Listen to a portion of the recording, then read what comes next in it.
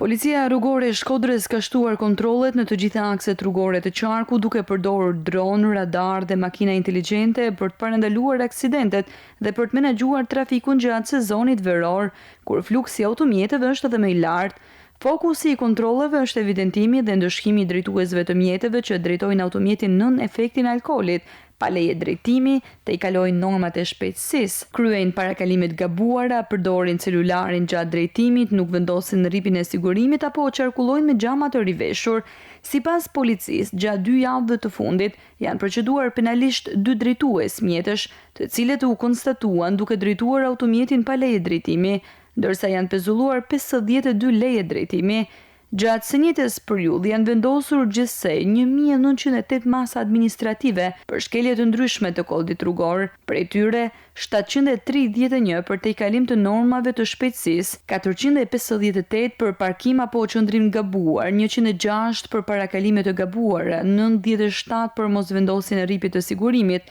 81 për mosvendosjen e kaskës mbrojtëse, 33 për drejtim mjeti në ndikimin e alkoolit, 27 për përdorimin e celularit gjatë drejtimit, 14 për qarkullim me xhama të riveshur dhe 361 masa për shkelje të tjera të kodit rrugor. Policia rrugore bën të ditur se kontrollet do të vijojnë në të gjitha akset urbane, interurbane dhe rurale të qarkut, ndërsa u bën thirrje të gjithë drejtuesve të mjeteve të respektojnë rregullat e qarkullimit rrugor, në mënyrë që të kontribuojnë në uljen e numrit të aksidenteve dhe rritjen e sigurisë në rrugë.